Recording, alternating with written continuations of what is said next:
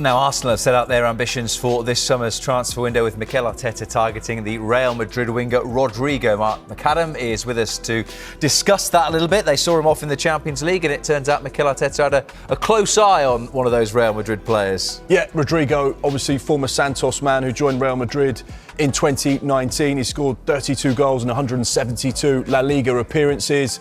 He's won 3 La Liga titles. He's won 2 Champions Leagues.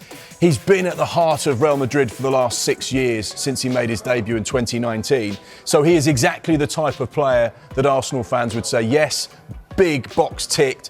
He's what we want. We want players of that kind of calibre. A Brazil international as well. We reported on the transfer show that he was a player of interest with regards to Mikel Arteta's rebuild over this summer. They're looking for players that can play down that left-hand side, which Rodrygo can.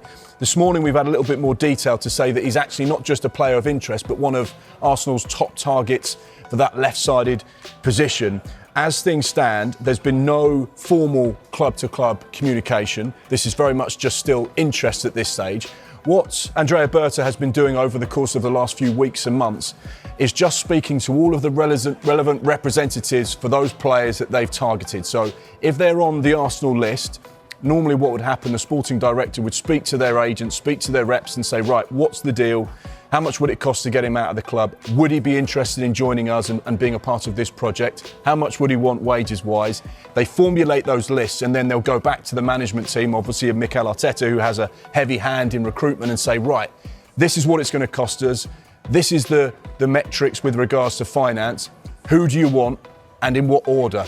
Our information this morning is that one of the top targets for that left-sided position is Rodrygo. So it'll be interesting to see how things develop now. We know that there are other names that they're looking at. Nico Williams, of course, in Spain. Leroy Sané, who's a free transfer. Morgan Rogers, who's had an outstanding campaign for Aston Villa.